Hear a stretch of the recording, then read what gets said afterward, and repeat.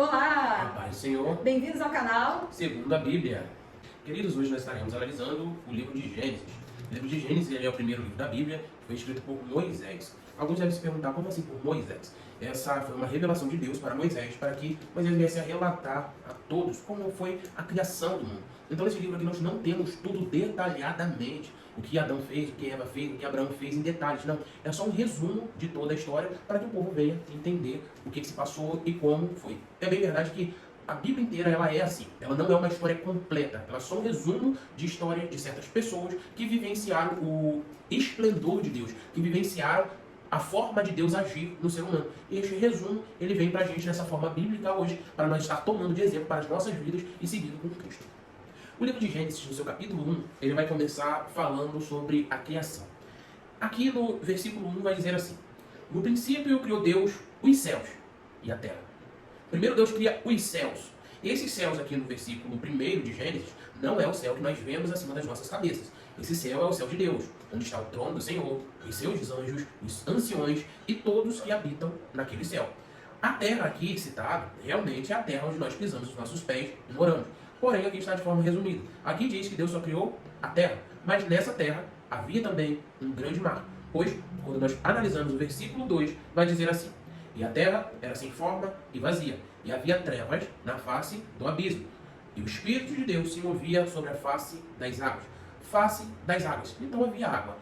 Não foi criada água depois, nesse meio período. E sim, na criação da terra, ou seja, na existência da terra, Deus já fez o necessário para a sobrevivência do homem aqui, que seria a própria terra para o homem pisar sobre ela, e a água, que seria o principal elemento para a vida do homem.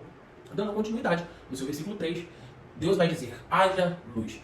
E aqui é o ponto primário, onde todos os homens conseguem observar, que seria onde os cientistas olham e dizem que foi o Big Bang. Ou seja, essa ordem de Deus, ela facilmente se assemelha ao Big Bang, apregoado ou pautado pelos homens da ciência. Nesse haja luz, tudo que não era visto, agora é visto. A terra que era uniforme, a terra que havia trevas e escuridão, não conseguia ser vista se a gente parasse para analisar o passado. Porém, agora com esse haja luz, o sol vem a brilhar, as estrelas são postas nos seus lugares e tudo que não era visto, agora é visto. E a palavra de Deus vai continuar.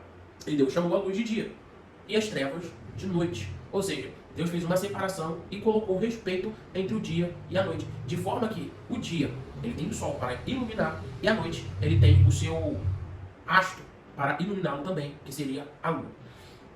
Deus, agora no versículo 6, vai dizer: haja uma expansão no meio das águas, e haja separação entre águas e águas.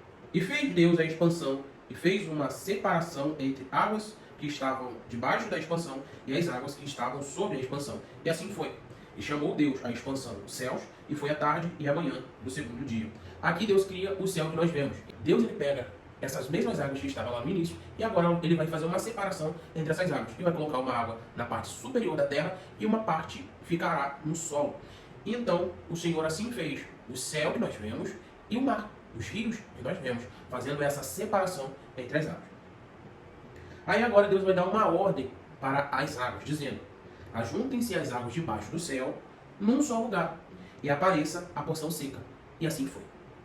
E chamou Deus a porção seca de terra, e ao ajuntamento das águas chamou mares, e viu Deus que era bom. Neste momento aqui, é aquele momento que nós, que somos cristãos, estamos habilitados a ler outros livros. Nós vemos no livro de Jó sobre essa situação de Deus colocar um ferrolho no mar e dizer: daqui você não passará.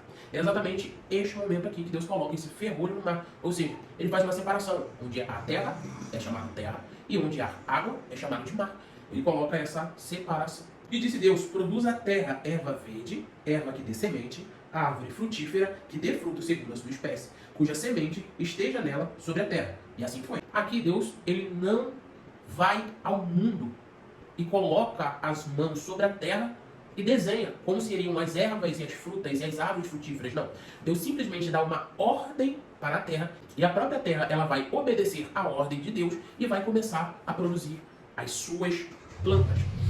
E assim Deus continua e fala assim, no versículo 14, no capítulo 1 de Gênesis: haja luminares na expansão dos céus, para haver separação entre o dia e a noite, e sejam eles para sinais e para tempos determinados, e para dias e anos.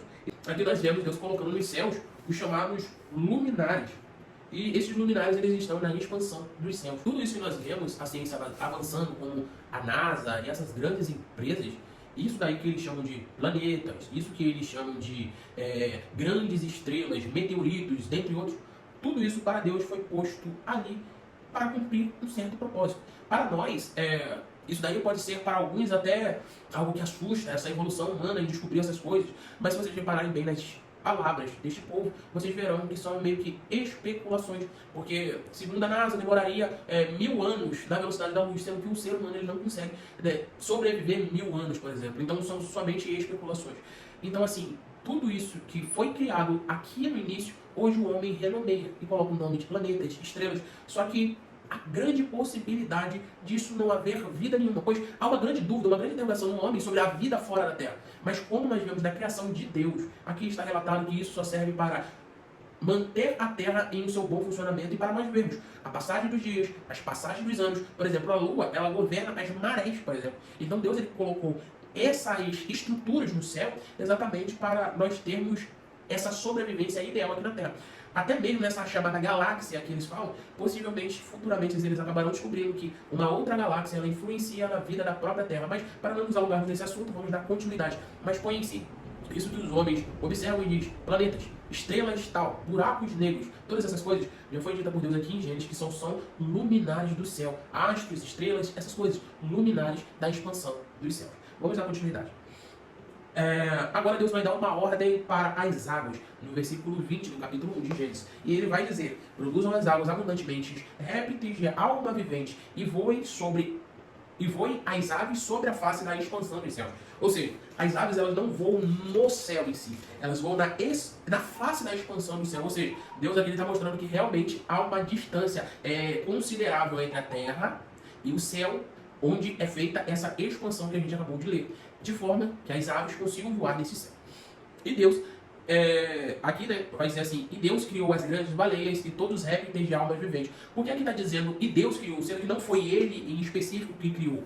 Porque a gente aprende que tudo que é feito é para exclusivamente a honra e glória de Deus. Ou seja, a terra ela não faz nada, o mar ele não faz nada, se não for do comando de Deus. E quando ele fizer, ainda assim, não foi ele que fez, ainda assim foi o Senhor que fez através dele. Aqui vai dizer, né, que Deus criou todos os répteis de alma vivente, todas as aves, todas as baleias e grandes peixes dos mares. E assim foi o quinto dia. Aí agora Deus vai dar uma outra ordem para a terra. E vai dizer assim: produza a terra alma vivente. E Deus assim ele vai criar todos os gados, répteis e bestas feras. Aqui Deus ele dá uma ordem para a terra, como assim eu falei agora. Deus ele vai dar uma ordem para a terra vai começar a produzir, mas ainda assim toda a honra e toda a glória é para Deus, ou seja, é como se ele mesmo fosse e produzisse. Para finalizar Gênesis, no seu capítulo 1, aqui está a criação do homem, que Deus vai dizer: façamos o homem a nossa imagem e semelhança.